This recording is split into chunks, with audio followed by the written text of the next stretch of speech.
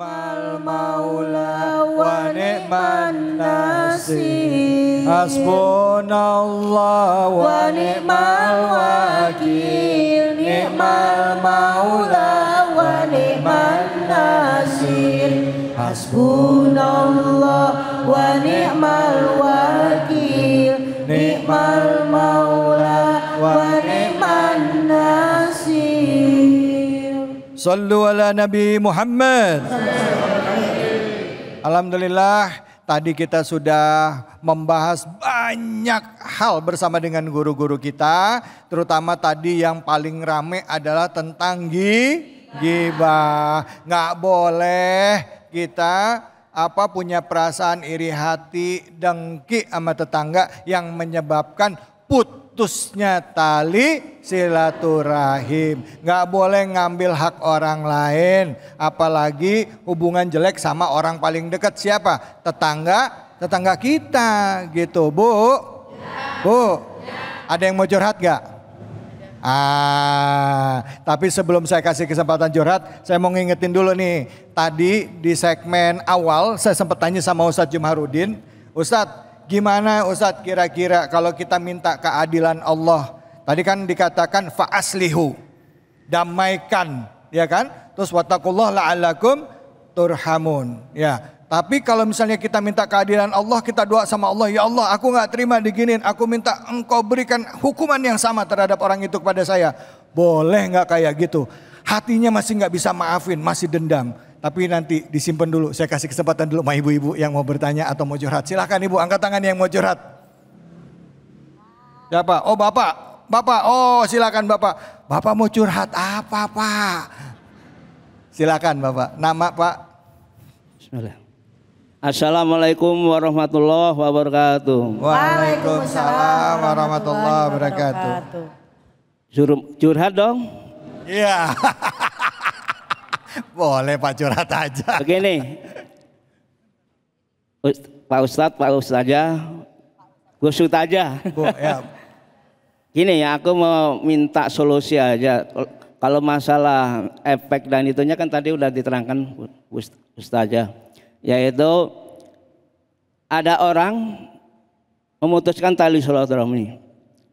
Saya dengan sekuat tenaga tetap silaturahmi walaupun tanggapannya kurang respon, karena saya juga takut kalau putus tali silaturahmi. Terus kiat-kiat biar dia dapat hidayah bagaimana? Saya tiap tahajud juga udah saya curhat sama Allah untuk dia biar dapat hidayah dari Allah gitu. Untuk itu kami mohon arahannya. Terima kasih.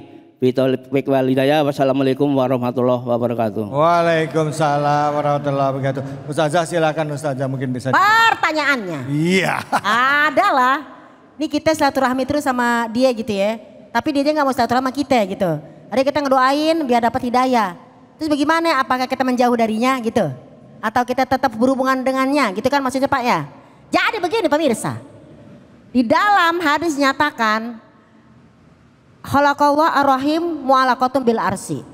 Allah telah menciptakan rahim dan itu Allah tempelkan, Allah gantung, Allah lekatkan di atas arsy-Nya Allah. Nah, kemudian dalam hadis ini nyatakan apa?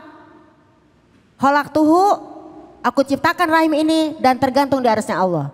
Faman wasoltuhu, barang siapa menyambung tali silaturahim maka aku bersambung dengannya. Jadi kalau bapak nih terus bersambung dengan orang yang memutuskan kepada bapak pahalanya hebat. Karena apa? Karena kalau orang itu menyambung tali silaturahim, aku akan menyambung dengannya kata Allah. Tapi waman qata'tuhu, barang siapa yang memutuskan hubungan silaturahim maka dia sudah putus hubungan denganku kata Allah. Jadi kan kita serem Pak kalau kita putus hubungan sama Allah, putus hubungan sama manusia, ya udah biarin aja dia yang putusin. Yang penting bapak enggak.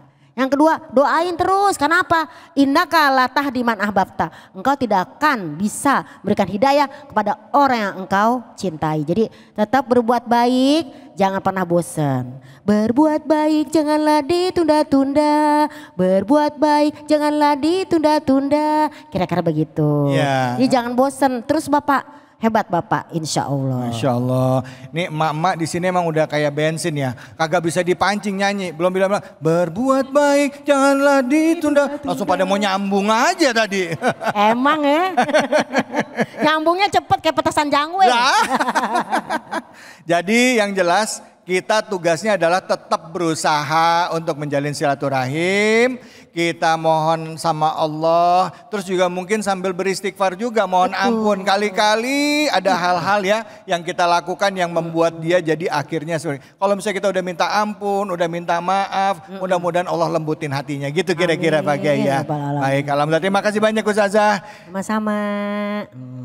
Ustadz gimana nih Ustadz? Nah, pertanyaan saya tadi sambil nanti ibu-ibu juga boleh deh habis ini dijawab dulu Ustadz. Banyak yang nanya soalnya kan disuruh maafin kalau ada orang dosa sama kita atau orang jahat sama kita atau orang zolim sama kita. Nah sekarang saya belum bisa maafin, saya ngerasa terzolimin. Bukannya boleh dalam Islam, itu kan ada hukum kisos, ya kan? Kalau misalnya ditusuk, tusuk lagi, bunuh lagi katanya gitu. Nah, gimana dong? Boleh nggak saya menuntut keadilan sama Allah untuk sebuah tindakan gitu? Silakan Ustadz Fadl.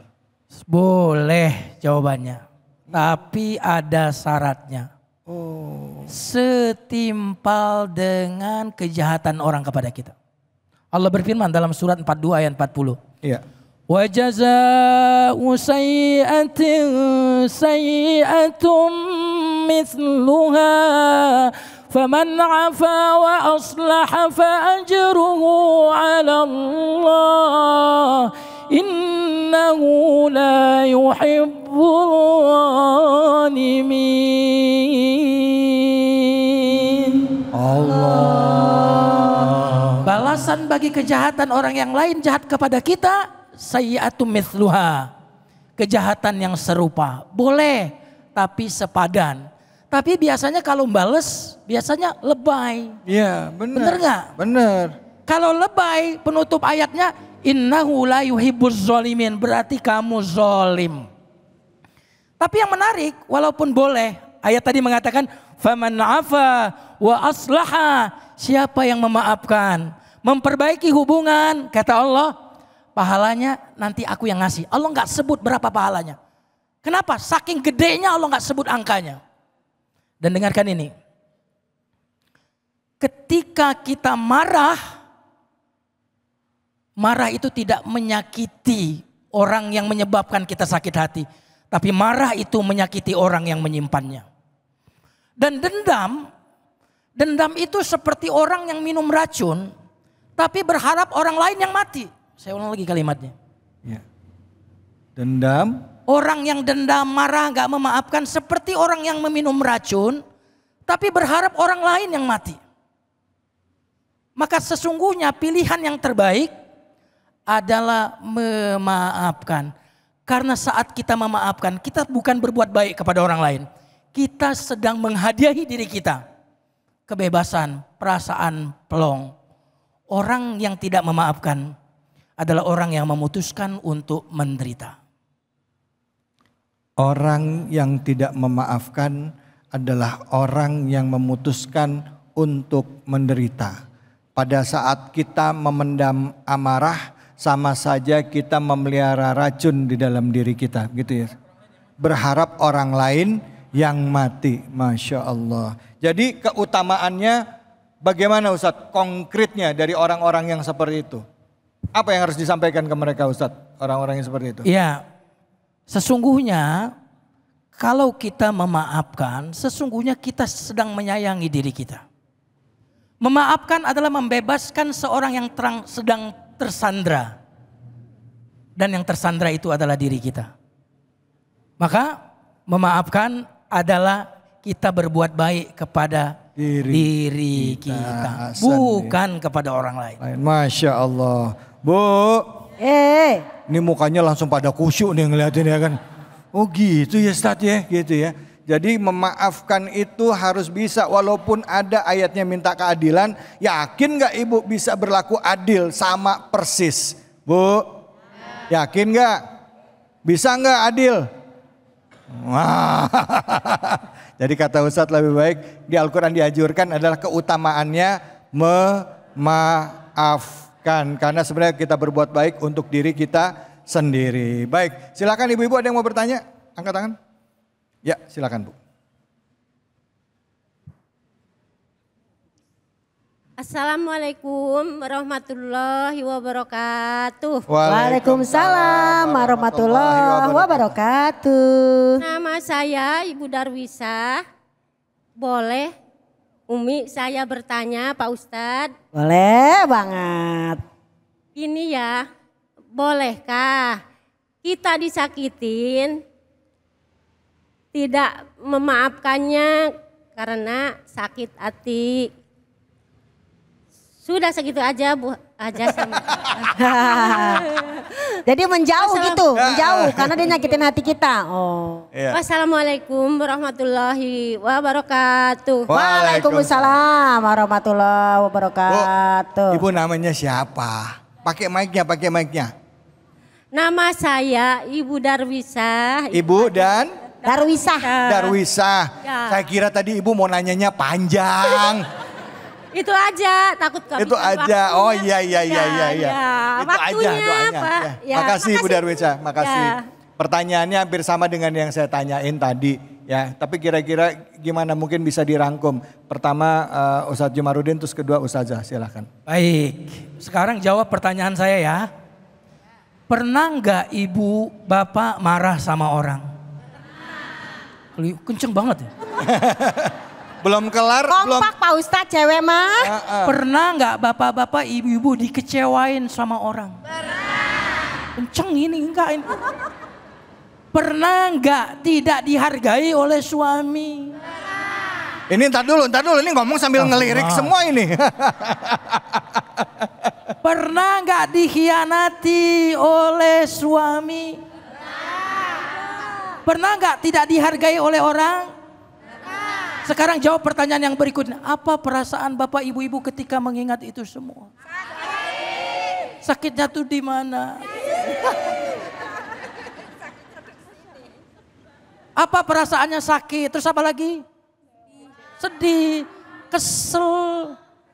Mau berapa lama dipertahankan perasaan kesel, perih, marah? Mau berapa lama dipertahankan?